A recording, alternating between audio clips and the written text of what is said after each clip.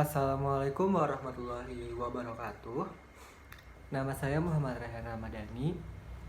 NIM 19101161100005. Di sini saya akan sedikit menjelaskan berkaitan dengan materi yang saya buat di dalam scrapbooks. Jadi scrapbooks ini terdapat materi tentang dasar-dasar membaca, dan nantinya akan saya jelaskan materi-materi yang ada di dalam scrapbook ini pada video ini. Langsung saja. Nah, di halaman pertama ini, ketika kita membuka scrapbook ini, kita akan menemukan tentang membaca, pengertian membaca, tujuan membaca, faktor yang dapat mempengaruhi seseorang dalam membaca, jenis-jenis membaca, dan juga teknik di dalam membaca itu sendiri. Untuk yang pertama adalah membaca. Jadi membaca ini adalah salah satu dari 4 keterampilan dasar di dalam berbahasa, di mana keterampilan ini adalah keterampilan yang bersifat pasif atau hanya menerima informasi dari luar. Nah, melihat hal tersebut, maka pengertiannya dapat kita lihat bahwa membaca adalah suatu kegiatan atau suatu proses kognitif yang berupaya untuk menemukan berbagai informasi yang terdapat di dalam tulisan. Ini menurut Dalman di tahun 2014, yang mana membaca dapat diartikan sebagai proses berpikir untuk memahami isi bacaan. Nah, tujuannya sendiri tergantung dari pembaca itu sendiri. Seperti seorang pelajar yang membaca buku untuk memahami pelajaran atau informasi, atau juga seorang penulis yang membaca untuk menemukan sebuah ide baru untuk tulisannya. Di sini Nur Hadi berpendapat bahwa tujuan dari membaca ini dapat dibedakan menjadi tujuan umum dan tujuan khusus. Tujuan umumnya adalah yang pertama untuk mendapatkan informasi, yang kedua adalah memperoleh pemahaman, yang ketiga adalah memperoleh kesenangan. Sedangkan secara khususnya ini adalah memperoleh informasi yang faktual, memberikan penilaian kritis, dan juga memperoleh keterangan tentang sesuatu hal secara khusus dan problematis. Nah, menurut Lem dan Arnold dalam Faridah Rahim, terdapat faktor-faktor yang mempengaruhi. Di antaranya adalah faktor fisiologis yang berkaitan dengan kesehatan fisik dan juga jenis kelamin. Yang kedua adalah faktor intelijensi. Faktor ini berkaitan dengan kegiatan berpikir dan juga respon di dalam cara kita berpikir itu sendiri. Yang ketiga adalah faktor lingkungan. Faktor lingkungan ini mencakup latar belakang seorang pembaca ataupun siswa, dan juga sosial ekonomi mereka.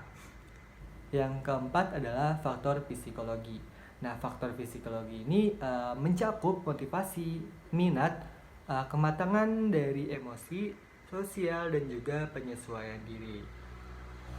Lanjut pada jenis-jenis membaca. Di sini jenis-jenis membaca dapat dilihat bahwa ada membaca nyaring, membaca dalam hati, membaca survei, membaca sekilas, membaca dangkal, membaca teliti, membaca pemahaman, membaca kritis, membaca ide, membaca bahasa asing, dan yang terakhir adalah membaca sastra. Nah, ada lagi tentang teknik-teknik membaca. Nah, teknik yang pertama adalah teknik skimming. Apa itu teknik skimming? Teknik skimming adalah teknik yang mengambil intisari dari bahan bacaan untuk mempermudah mengetahui isi buku yang kita baca secara tepat. Nah, langkah-langkah dalam melakukan teknik ini adalah dengan cara membaca judul atau subjudul dari sebuah buku untuk mengetahui ide dibahas. Nah, hindari membaca kata demi kata. Teknik ini biasanya digunakan dalam membaca makalah ataupun jurnal penelitian. Teknik yang kedua adalah teknik selecting. Teknik selecting adalah teknik dengan membaca pilih yang digunakan untuk mencari bahan bacaan yang sesuai dengan kebutuhan kita saja. Jadi langkah-langkahnya adalah mencari dengan memilih bahan bacaan yang ada pada halaman daftar isi ataupun sejenisnya sesuai dengan apa yang kita kendaki. Contoh bacaan yang dapat digunakan ataupun diterapkan di dalam teknik ini adalah koran ataupun majalah. Teknik yang ketiga adalah teknik scanning. Teknik scanning adalah teknik membaca dengan memindai bacaan untuk mendapatkan fakta ataupun informasi tertentu. Nah, jadi langkah-langkah dari teknik ini sendiri adalah menentukan kata yang ingin dicari dan langsung mencari kata tersebut di halaman pertama huruf yang ingin dicari. Nah, contoh dari teknik ini yang dapat diterapkan dalam buku kamus ataupun buku telepon. Teknik yang terakhir adalah teknik skipping. Teknik ini adalah teknik dengan cara melompati atau mengabaikan bagian yang dirasa tidak kita perlukan. Nah, langkah dari teknik ini sendiri adalah mencari bagian penting yang dirasa perlu untuk kita baca. Contoh dari bacaan ini adalah buku pelajaran yang ingin kita pelajari. Nah, lanjut di halaman kedua.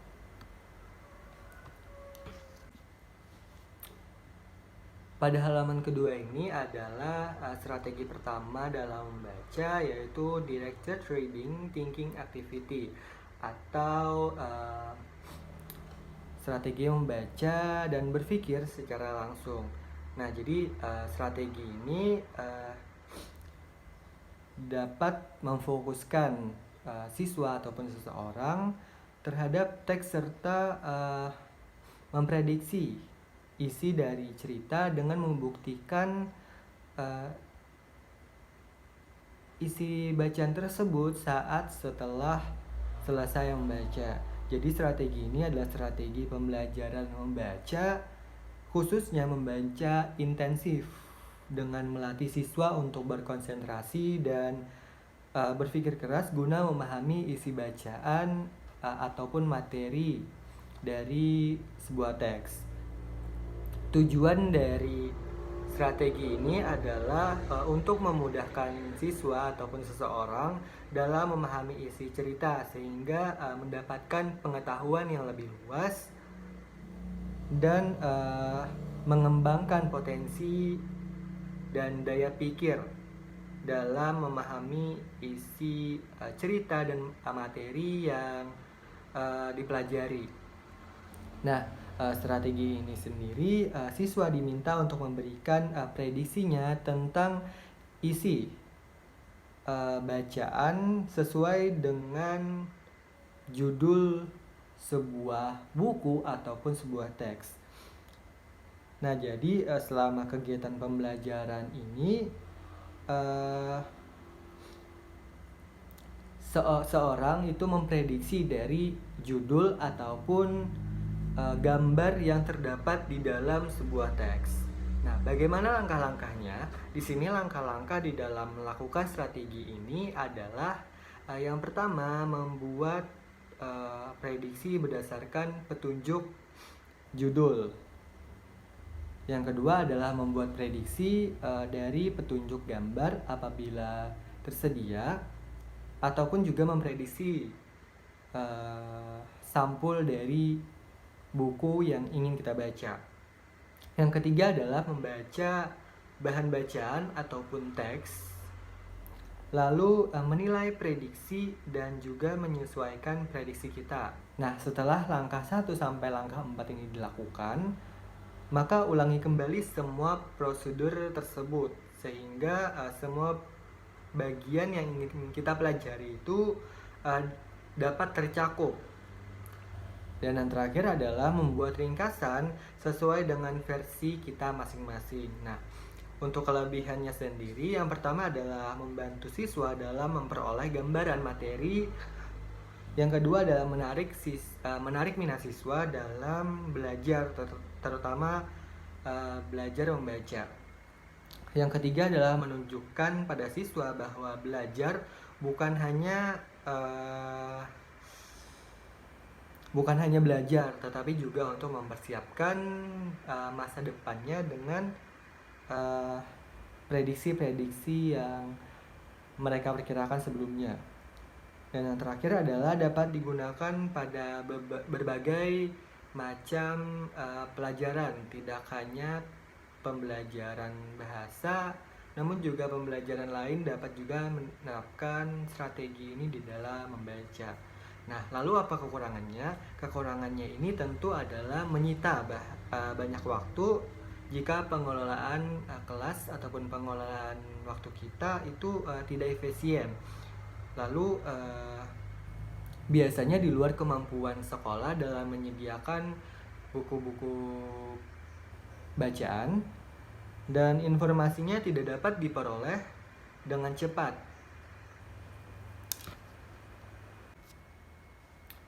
Nah, lanjut pada halaman ketiga. Di sini ada strategi KWL atau Know Wants to Know Learn It. Jadi strategi ini adalah strategi membaca kritis, di mana pembaca mengingat dulu apa yang telah dia pelajari sebelumnya ataupun apa yang telah diketahui, atau menentukan apa yang ingin diketahui sebelum membaca sebuah buku. Kemudian apa yang telah diperoleh dari pembacaan yang baru saja dilakukannya. Nah, metode ataupun strategi membaca KWL sendiri adalah singkatan dari K adalah know, apa yang diketahui sebelum membaca, W, want, apa yang hendak diketahui sebelum membaca, dan L, learn, apa yang telah diketahui setelah membaca. Nah, jadi strategi membaca KWL ini mengarahkan siswa menjadi aktif pada saat sebelum membaca, saat membaca, dan sesudah membaca, menurut Suryo Subroto di tahun 1997. Lalu bagaimana langkah-langkah dalam melakukan ataupun menerapkan strategi KWL ini? Jadi langkah-langkahnya ini sesuai dengan tahap KWL. Yang pertama adalah tahap know, yaitu apa yang ingin saya ketahui. Jadi ini adalah sarana sumbangan pengetahuan sebelumnya tentang topik bacaan. Jadi di sini know ini adalah rangsangan sebelum tahap selanjutnya. Jadi materi ataupun pembelajaran yang sudah kita pelajari ini apakah sesuai dengan isi bacaan yang kita baca, atau kita mendapatkan informasi baru di dalam buku ini. Yang kedua adalah want, yaitu apa yang ingin saya pelajari. Jadi seseorang dituntut untuk menyusun tujuan dalam membaca sebuah topik. Jadi tujuan ini didasarkan pada rangsangan tahap pertama dari know. Nah, jadi biasanya tujuan seseorang membaca itu dilihat dari minat, rasa ingin tahu, dan juga ketidakjelasan dari langkah pertama. Jadi apakah mereka belum paham dengan materi ataupun informasi di langkah awal ini, maka mereka akan menyusun tujuan di dalam langkah want ini.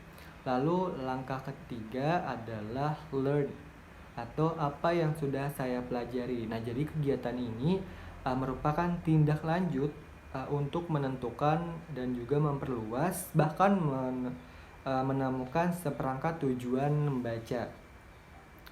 Jadi di dalam langkah ini, apakah kita sudah menemukan tujuan dari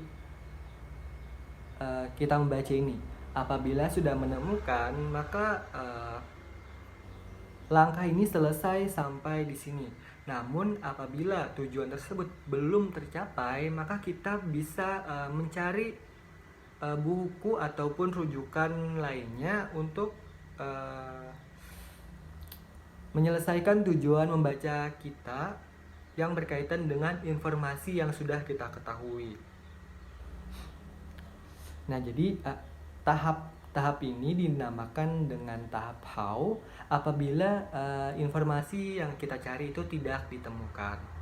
Lalu apa kelebihan dari strategi KWL ini? Kelebihannya itu adalah dapat merangsang semangat seseorang, terutama yang memiliki daya semangat dalam mengetahui apa yang ingin diketahui. Jadi di sini kelebihannya itu untuk mengingat kembali apa yang diketahui dan memancing rasa ingin tahu terhadap pertanyaan yang muncul dari saat kita membaca. Lalu kekurangannya itu adalah strategi ini hanya menguntungkan pada seseorang yang memiliki mental ataupun semangat di dalam membaca. Jadi apabila seseorang sudah mencari hal baru, itu sangat menguntungkan baginya. Namun apabila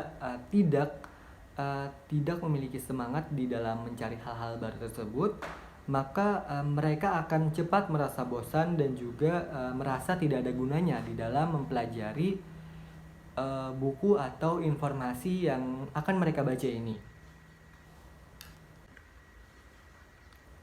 Nah, di halaman keempat ini terdapat strategi ketiga, yaitu 3H. Here, hidden, in my head. Jadi strategi 3H ini strategi yang dikembangkan untuk meningkatkan pemahaman dalam membaca melalui kegiatan menjawab pertanyaan setelah membaca. Jadi 3H ini digunakan untuk mengajarkan seseorang ataupun siswa untuk menemukan jawaban dari pertanyaan setelah mereka membaca sebuah buku ataupun sebuah teks. Nah, jadi bagaimana cara menemukan jawaban di dalam teks tersebut? Di sini ada 3 tahap, yaitu here, hidden, in my head. Jadi langkah pertama adalah here, jawabannya ada di dalam teks. Yang kedua adalah hidden, jawabannya itu mungkin saja tersembunyi atau bahkan tidak ada di dalam buku teks tersebut. Dan yang ketiga adalah head, jawabannya ada di dalam kepala atau informasi tersebut dapat dibuatnya sesuai dengan informasi ataupun pemahaman sebelumnya. Nah, lalu apa tujuan dari penerapan strategi 3H ini? Tujuannya sendiri adalah untuk membantu siswa menggunakan latar pengetahuan mereka dalam menjawab pertanyaan-pertanyaan, tidak hanya didasarkan pada sebuah teks, dan juga meningkatkan kemampuan seseorang dalam membaca pemahaman. Langkah-langkah yang dapat dilakukan dalam melakukan strategi ini adalah siswa ataupun seseorang dapat membaca sebuah buku ataupun sebuah teks sederhana. Lalu guru atau seseorang di luar dari pembaca dapat memberikan 3 jenis pertanyaan sesuai dengan 3H ini, yaitu here, hidden, and in my head. Ya, siswa atau seseorang yang sudah membaca ini menjawab pertanyaan tersebut sesuai dengan lokasi jawaban yang ada di dalam teks. Dan yang terakhir adalah guru atau seseorang menilai atau menentukan apakah siswa tersebut bisa menjawab sesuai dengan pertanyaan 3H ini dan pemahaman yang telah dimilikinya sebelumnya. Nah, kelebihan dari teknik ini sendiri secara umum dapat meningkatkan pemahaman membaca dan menjawab pertanyaan apakah sesuai dengan isi bacaan ataupun pemahaman mereka sebelumnya. Nah, jadi mereka ini juga bisa menjadi lebih mandiri dan dapat lebih terlibat secara langsung dalam proses pembelajaran.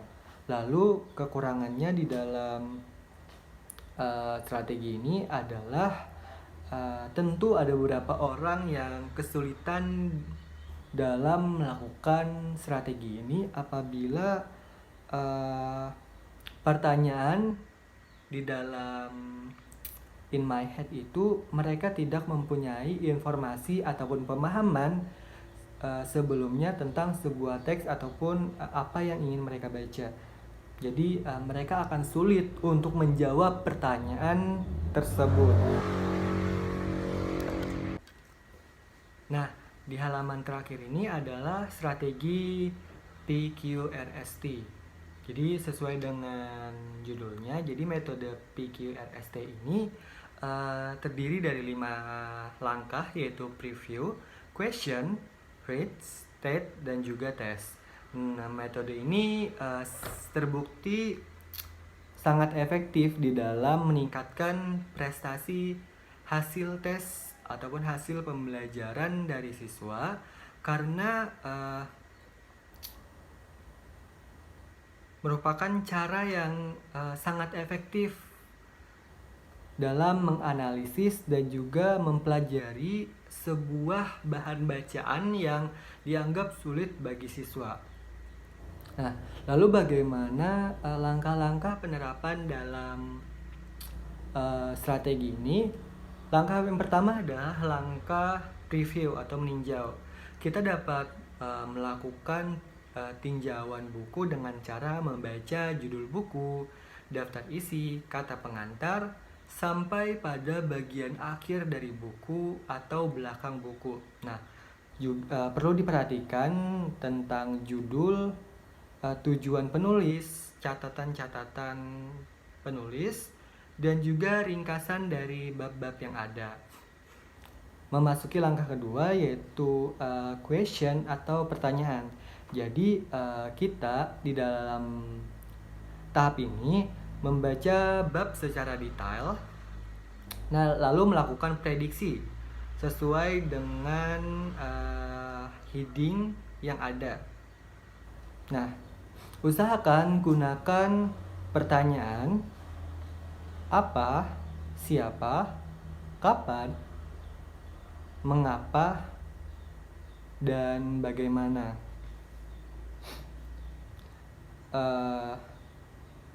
Setelah pertanyaan tersebut kita tuliskan ataupun kita kembangkan, lalu tulislah pertanyaan tersebut pada margin yang dapat memudahkan kita dalam memahami isi bacaan. Langkah yang ketiga adalah langkah rate, yaitu jawablah pertanyaan yang sudah dibuat tadi, lalu beri tanda sebagai penekanan pada bagian penting seperti diberi warna ataupun garis bawah. Lalu baca kembali bagian-bagian yang dianggap sulit untuk kita pahami. Lalu langkah yang keempat adalah state atau memastikan. Pada langkah state ini kita menemukan dan memberi tanda dari ide kunci pembelajaran ataupun ide kunci dari kata tersebut. Nah, lalu kita buat ringkasan dan juga catat hal-hal yang perlu kita ingat ataupun perlu kita baca di dalam setiap bagiannya. Nah, jadi pada saat kita melakukan ringkasan ini, tulislah poin-poin hal-hal yang dirasa perlu tadi. Apabila sudah kita temukan, lalu melakukan tes ataupun jawab pertanyaan. Jadi pada tahap ini kita membaca kembali Pertanyaan dari langkah sebelumnya. Setelah melakukan kegiatan menjawab pertanyaan ini, lakukan pemetaan terhadap informasi yang kita dapatkan sebelumnya. Lalu buat soal tes ya mengakomodasi pemikiran tingkat tinggi kepada seseorang. Jadi kita minta mereka membuat sebuah tes kembali dengan tingkat pemahaman yang lebih tinggi. Nah, apabila sudah kita minta, maka kerjakan tes yang ada dan berikan umpan balik terhadap jawaban yang ada tadi. Mungkin itu saja yang dapat saya sampaikan di dalam video ini. Apabila ada kekurangan, saya minta maaf. Terima kasih. Akhir kata, wassalamualaikum warahmatullahi wabarakatuh.